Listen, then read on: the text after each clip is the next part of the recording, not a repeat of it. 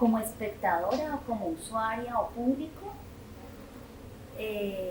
esta interacción, digamos, las indicaciones me parecen importantes, ¿sí? Es decir, cuando me voy a sumergir en un espacio, si hay, eso se llama, digamos, eso hace parte como de una museografía pensando en quién va a hacer el recorrido y quién va a tener la experiencia. Y entiendo, digamos, como lo que percibo aquí tiene que ver con, pues, con la muerte, ¿no?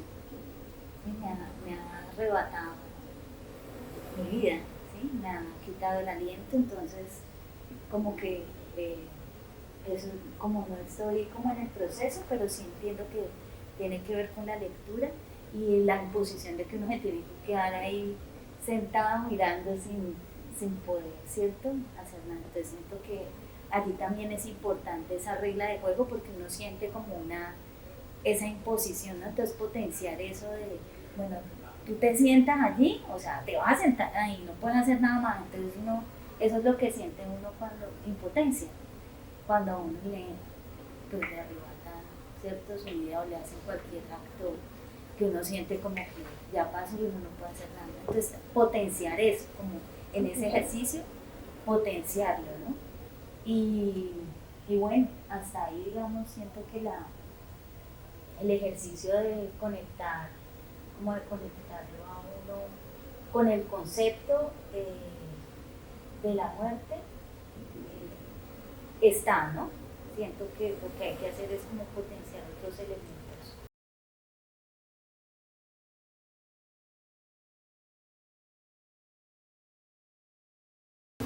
Imagino una sociedad en la que se convenga que el incesto, supongamos este delito entre otros muchos, que el incesto, digo, sea un crimen. Los que se entreguen a él serán desdichados, porque la opinión, las leyes, el culto, todo acudirá a condenar sus placeres, y los que se deseen cometer este mal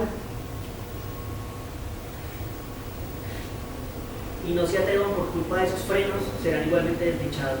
Así que la ley que proscriba el incesto solo habrá ocasionado infortunados, que en la sociedad vecina el incesto no sea en absoluto un crimen. Los que no lo deseen no serán desdichados, y los que lo deseen serán dichosos. Así que la sociedad que haya permitido esta acción será más conveniente para los hombres que para la que la haya convertido en crimen. Ocurre lo mismo con todas las restantes acciones torpemente consideradas como criminales. Observándolas bajo este punto de vista, creáis una multitud de desdichados. Permitiéndolas, nadie se queja, pues el que ama una acción determinada se entrega a ella en paz, y a quien no le interesa, o permanece en una especie de indiferencia que no es nada dolorosa, o se compensa de la lección que ha podido recibir por la multitud de otras lesiones con que carga a su vez aquellos de los que se ha tenido que. Por consiguiente, todo el mundo en una sociedad criminal se siente o muy feliz o en un estado de despreocupación que no tiene nada de penoso. Así que no hay nada bueno, nada respetable, nada adecuado para causar la felicidad en lo que se denomina la virtud. Que los que la sigan no se enorgullezcan, por tanto, de esta especie de homenaje que el tipo de constitución de nuestras sociedades nos obliga a tributarle. Es un asunto meramente circunstancial y convencional, pero en realidad este culto es quimérico y la virtud que lo alcanza un instante no es por ello más hermosa. Cabe la lógica infernal de las desdichadas pasiones de Rodin, pero Rosalí, más dulce y mucho menos corrompida, Rosalí, que detestaba los horrores a la que era cometida, se entregaba más dócilmente a mis opiniones. Yo deseaba ardorosamente hacer cumplir sus primeros deberes religiosos.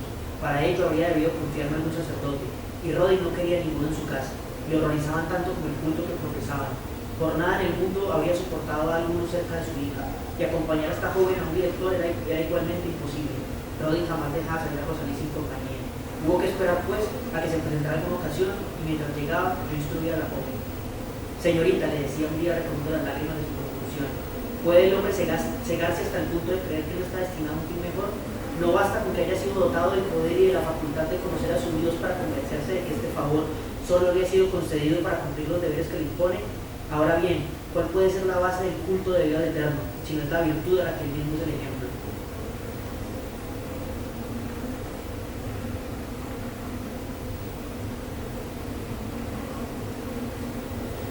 Virgen, casi lo es, dice Rodin. Solo una vez, a pesar suyo, la violaron, y a partir de entonces nada. Cédeme el lugar un instante. Y el cruel introduce el homenaje de esas caricias duras y feroces que degradan al ídolo en lugar de honrarlo. Si allí hubiera habido varas, habría sido cruelmente tomada. Las mencionaron, pero no las encontraron. Se contentaron con lo que la mano es capaz de hacer. Me dejaron en carne viva. Cuanto más me defendía, más me sujetaban. Y al ver, no obstante, que iban a decidirse por cosas más serias, me arrollé a los pies de sus verdugos, los sometí y les pidieron muerte. Pero si ya no eres virgen, dijo Rambo, ¿qué importa? No serás culpable de nada. Vamos a violarte como ya lo has sido, y por tanto ni el menor pecadillo sobre tu conciencia, que lo habrán arrebatado todo por la fe. Y el infame, consolándome de tan cruel manera, ya me colocaba sobre su canapé. No, dijo Rodin, frenando la efervescencia de su padre, de quien yo estaba a punto de cometer. No, no perdamos nuestras fuerzas en esta tiranía. Piensa que no podemos dejar para otro momento las operaciones proyectadas sobre Rosario. Y necesitamos nuestro vigor para realizarlo. Solo había sido concedido para cumplir los deberes que las ponen. Ahora bien, ¿cuál puede ser la base de su punto de vida eterno, si no es la virtud a la que el mismo sigue? Castiguemos las 1000 veces más. Me vendan, me visten, me tonifican con unas gotas de licor y aprovechando la oscuridad de la noche, los dos amigos me conducen al límite del bosque y allí me abandonan por medio. Después de haber comunicado una vez más el peligro y una discriminación, y me atrevo a realizar la libertad de merecimiento que me dan. Cualquier otra persona se habría preocupado un poco de esta amenaza, dado que me era posible demostrar que el tratamiento que acababa de sufrir no era obra de mi voluntad. ¿Qué podía tener? Pero mi debilidad, mi timidez natural, y el miedo a mis infortunios de París y el desafío de besar, todo ello me aturdió y me asustó. Solo pensé en huir, mucho más afectada por el dolor que abandonar a una víctima inocente en manos de esos dos depravados dispuestos sin duda a inmolarme, querida por mis propios males. Más horrorizada, más afligida que físicamente maltratada, me puse en marcha a partir de aquel instante. Pero, al no orientarme y no preguntar nada, no hice sino girar alrededor de París, y al cuarto día de mi viaje solo me encontraba en Lausanne. Sabiendo que ese camino podía llevarme a las provincias meridionales, decidí entonces seguirlo y alcanzar así, cuando pudiera, esas tierras lejanas, imaginándome que la paz y el reposo tan cruelmente negados en mi patria me esperaban quizás en el extremo de Francia. Error fatal. ¿Cuántos infortunios me quedaban todavía por sufrir? Por muchas penas que hubiera soportado hasta entonces, conservaba por lo menos mi inocencia. Víctima únicamente de los atentados de vacíos monstruos, prácticamente podía seguir creyéndome dentro de la clase de las jóvenes honradas. En realidad, solo había sido realmente mancillada por una violación cometida 5 años atrás, cuyas huellas se habían borrado. Una violación consumada en un instante en que mis sentidos abotargados ni siquiera me habían permitido sentirla. ¿Qué más podía reprocharme? Nada. Ay, nada sin duda. Y mi corazón era puro. Eso me enorgullecía en exceso. Mi presunción tenía que ser castigada. Y los ultrajes que me esperaban serían tales que pronto ya no me sería posible, por poco que participara en ellos, albergar en el fondo de mi corazón los mismos motivos de consuelo. Esta vez llevaba toda mi fortuna encima, unos 100 escudos, suma resultante de lo que había salvado de casa de Bresac y de lo que había ganado en la Rodin. En el colmo de mi infortunio, seguía sintiéndome contenta de que no me hubieran arrebatado esos recursos. Me congratulaba que con la frugalidad, la templanza y la economía a las que estaba acostumbrada, con ese dinero me mantendría por lo menos hasta que me hallara una situación de conseguir alguna nueva colocación. La abominación que acababan de cometer conmigo no se veía. Imaginaba que podría disfrutarla siempre y que esta mancha no me impedía ganarme la vida.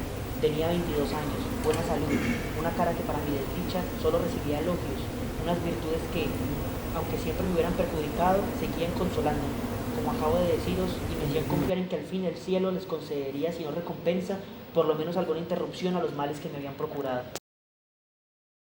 Adiposer es como un término médico que se le da a una grasa que suelta el cuerpo cuando está en proceso de momificación, cadáver, bueno, sí. Ese es como eso por un lado. Pero adiposer nace de un sentimiento de